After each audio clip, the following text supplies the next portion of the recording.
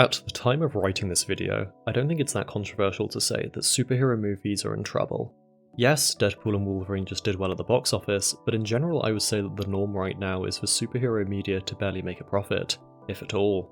Even without the money element, however, it is very clear that the quality of superhero stories in the West has dropped significantly in the past few years.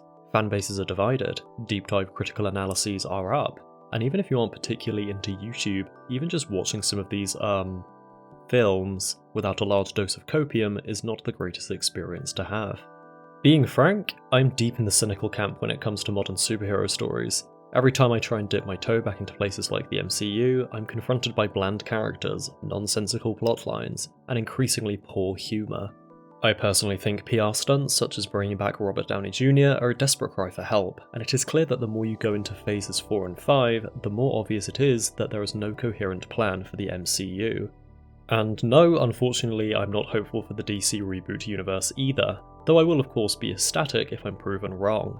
Now, you can go onto YouTube and troll through thousands of how to fix the MCU and what modern superhero movies are doing wrong videos.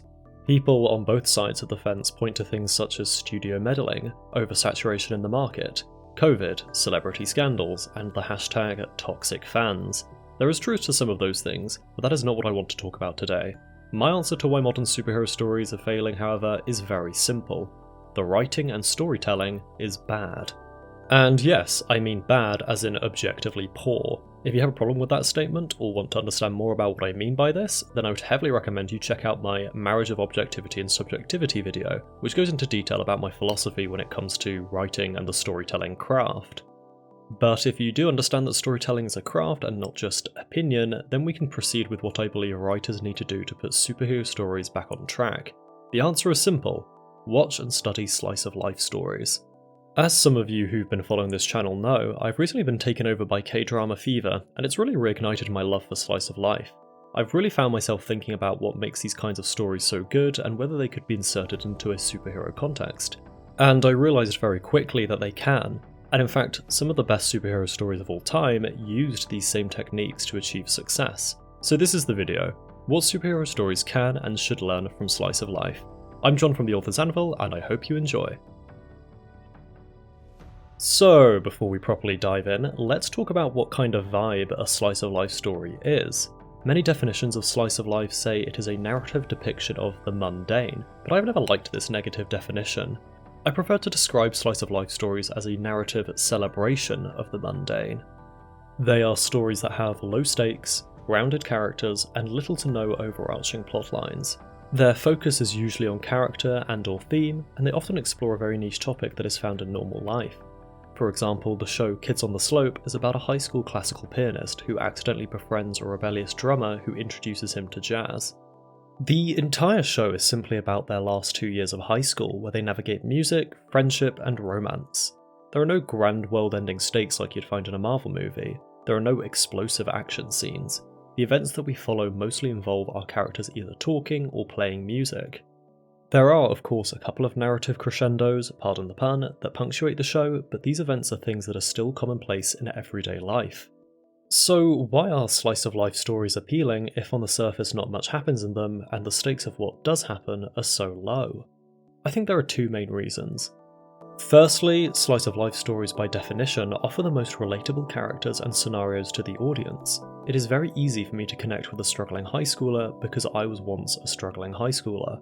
It is very easy for me to empathise with money troubles because I have had parts of my life which have been financially difficult. It is very easy for me to find a bickering family funny because my parents divorced when I was young and I can only stave off the emotional weight of it by making bad jokes and drinking heavily. It is harder, on the other hand, for audiences to find relatability in larger-than-life characters who go through highly dramatic events. I'm guessing most people watching this video have never had magical force powers which they used to overthrow an evil empire with, or have never enticed a BDSM-crazed billionaire, or have never been in the FBI and solved a serial murder case with the help of a cannibal.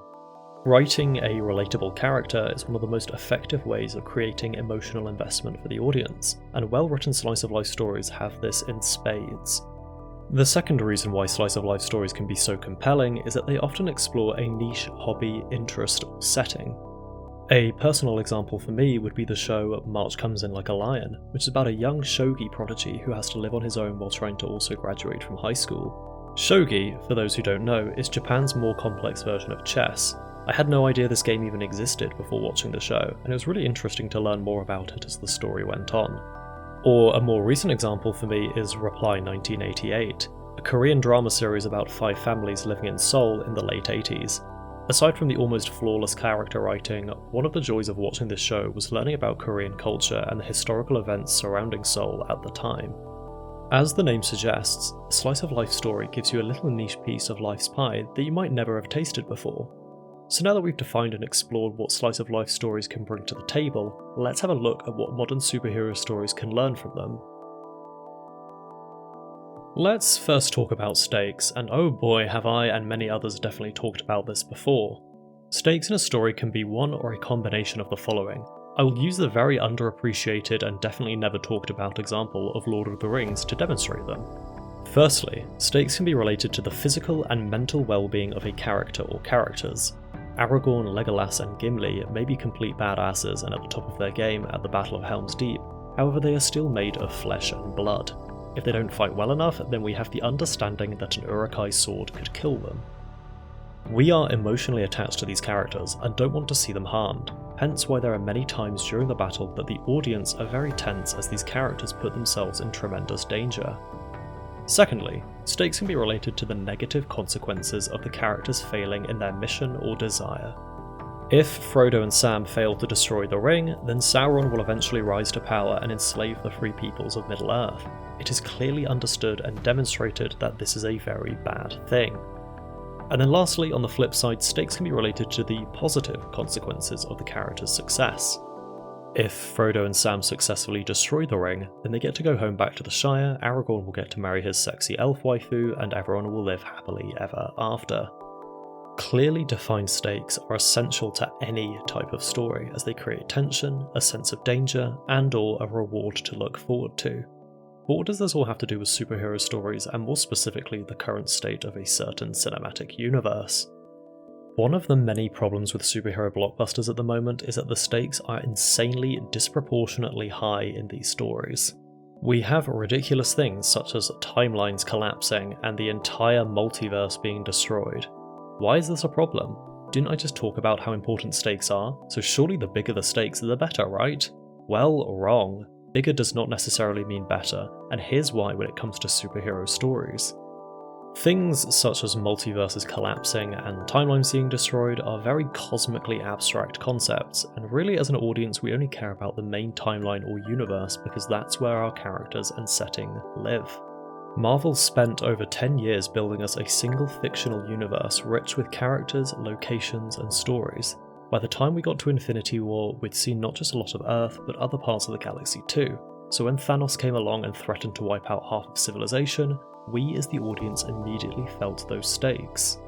But in phases 4 and 5 of the MCU, where we're supposed to care about all these infinite multiverses, timelines, and quantum realms, it really means nothing to us because we've spent no significant time in these other realities, and the time we have spent in them has been agonizingly awful.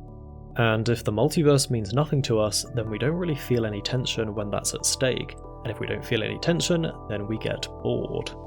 Now, I understand why Disney made this mistake. They thought they now had to top Thanos' eradicate half of all life threat. Oh, and of course enable them to key-jangle cameos and fan service appearances to keep the smooth-brained audience members happy. But anyway, focusing on that former explanation, we come to our first lesson that superhero writers can learn from slice of life stories. Bigger stakes do not always mean better stakes. Given what we've already discussed in this video, you can probably guess what I'm going to say here. By definition, slice of life stories do not have huge world-ending cosmic stakes, quite the opposite. But John, doesn't that mean they're boring? Well, no, because you can still have sufficiently tense stakes without the world exploding. I honestly think that most of the time the effectiveness of stakes is directly proportional to how much we like the characters that they affect. I recently talked about a new favourite slice of life story of mine, It's Okay to Not Be Okay. One of the biggest stakes in that show is the risk of one of our main characters getting triggered to have a panic attack. While panic attacks are firmly on my list of the worst sensations that a human being can experience, they cannot kill or seriously injure you. However, we are still tense whenever there is a risk of Sangtae having a panic attack, because we A, don't like seeing such an endearing character go through so much pain, and B, we don't want our other main characters to have to deal with the aftermath, especially if one occurs in public. Another example could be in Of Mice and Men, where a lot of the tension in that story is simply George and Lenny being able to keep their jobs on the ranch amidst the Great Depression. Again, nothing earth-shattering here, but we like both of these characters enough where the threat of them being made destitute once more is enough to keep us engaged. Superhero stories can and should have these smaller stakes in their stories. For all of their faults, this is what the Sam Raimi Spider-Man trilogy did exceptionally well. The largest stake across all of those three films was the safety of Manhattan, and often that was undercut by much smaller stakes such as someone Peter cares about being in danger, or him being able to afford rent, or even just the safe transportation of an engagement ring. When watching those films, those small stakes feel monumental simply because we care about Peter and want him to be happy. The MCU needs to bring its stakes way the hell down to give us that relatability that is found so often in slice of life stories. Focus on making your characters likeable instead of just cool and empowering. Make the stakes something that an ordinary audience member can easily understand, not something crazy and theoretical that is outside our normal comprehension. Don't get me wrong, having huge epic stakes can be super compelling, but you've got to lay down significant groundwork and gradually build them up beforehand so that we have something to contrast it with. When you've got 100 stories about Earth possibly exploding, or the multiverse being destroyed, or timelines collapsing, it gets really boring because we're overstimulated with these large stakes.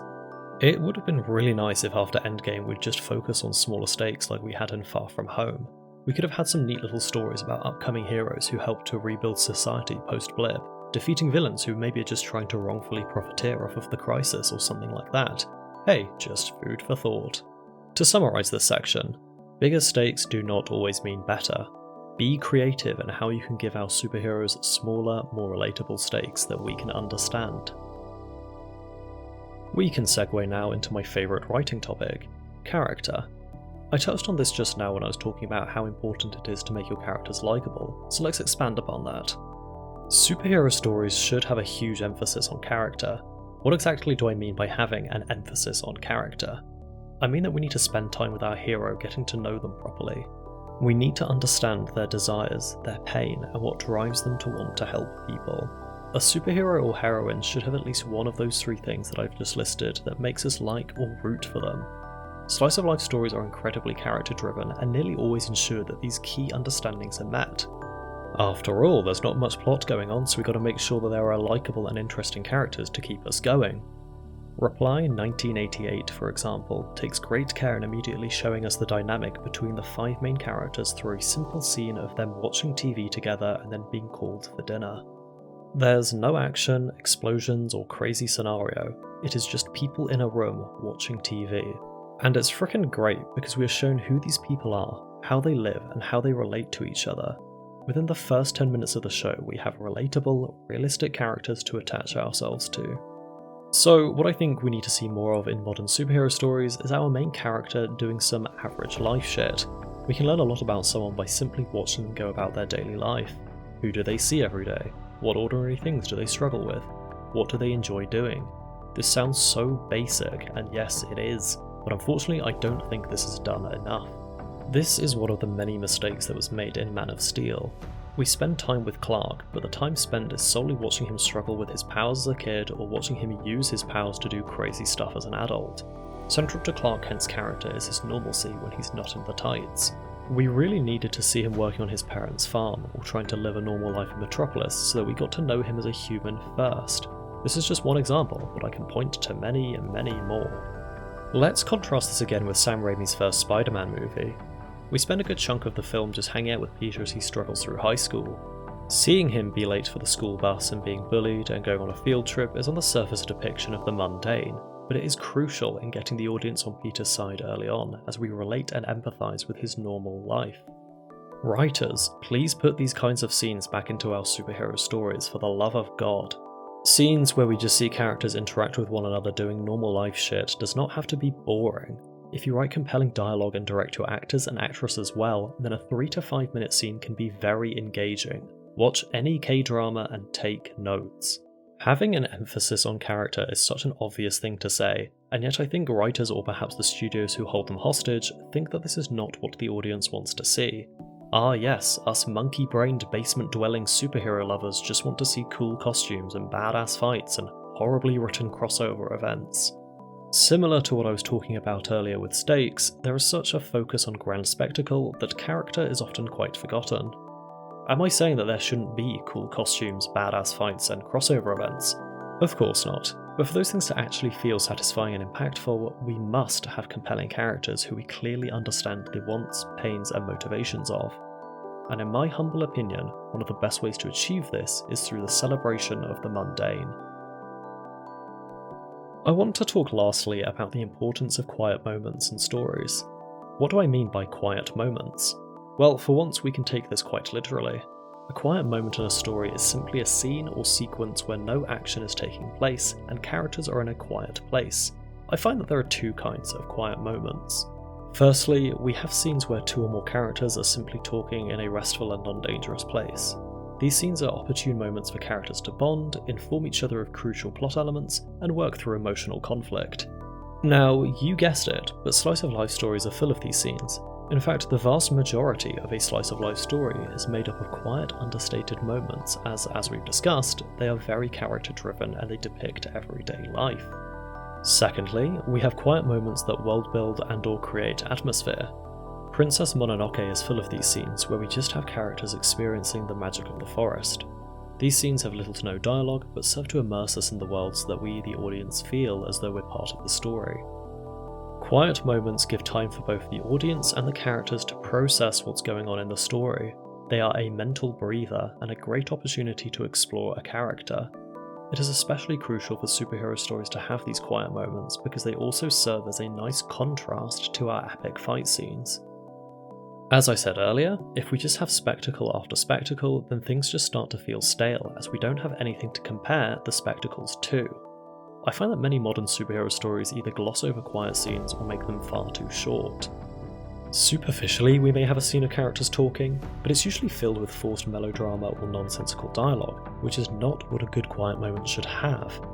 Quiet moments shouldn't be geared around causing more drama, they should be geared towards understanding and resolving drama, which is what I feel a lot of writers miss. In Your Lie in April, we have many quiet moments that take place after our main characters have had an intense scene, such as paying for a competition. In this beautiful Firefly scene, our main characters are reflecting how they felt about playing with each other and what it means to play music with someone else in general, which is one of the core themes of the show. We as the audience get to process what has just happened along with our characters, which not only helps us keep up with the story, but also further endears us to these people. Oh, and final tidbit of advice when it comes to quiet moments, but please do not inject dumb quips or humour into them unless you really know what you're doing. As I keep saying, quiet moments are supposed to be places in a story where the audience gets to relax and process what's happening. Not only can a poorly constructed joke make us all cringe, but it also distracts us away from this processing. If I were a cynical man, I'd say that some studios even do this deliberately so that people don't notice how badly written a film is or how nonsensical the plot is. As long as you keep them laughing, then they won't be able to criticise your slop. But anyway, TLDR, please give quiet moments more time and respect. It will do wonders not only for pacing, but for character development too. So to summarise, there are three things that I think modern superhero writers can learn from slice of life stories to make them more compelling and better written. Bigger stakes don't necessarily mean better stakes. As long as we have clear stakes that are centered around characters who we like, then something as mundane as losing an engagement ring can be exciting and intense. Put more focus on character. We should understand the wants, pains, and motivations of a superhero by the end of the first act. We need to see them being regular people doing relatable things before they do crazy superhero stuff. And lastly, we need more quiet moments. These scenes should not introduce drama or make us feel anything too extreme, but should instead help us to understand what's going on and or help immerse us further into the story. Really, everything I've talked about in this video has been done before in superhero stories, which is why it is very frustrating to try and watch the latest Marvel flick or DC disaster and see that these elements are being lost. There are many reasons why so many films and comic runs nowadays are failing to capture the audience, and I appreciate that a lot goes on behind the scenes that forces a writer's hand in a direction that they don't want to go in. But when you have people who just make stuff up on the spot and seem to be proud of doing so, then that is something that can be very easily rectified. Go and experience some slice of life stories. Watch some old superhero flicks that got these elements right, and I firmly believe that we'll see some improvements to our entertainment and will recapture the magic of the MCU. Thanks for watching. If you enjoyed this ramble and are looking for other fictional musings, then check out the rest of my channel. I cover a lot of superhero stuff, but also dabble in whatever storytelling topic takes my fancy, so hopefully you'll find something to enjoy. Until then, have a great day and see you in the next video.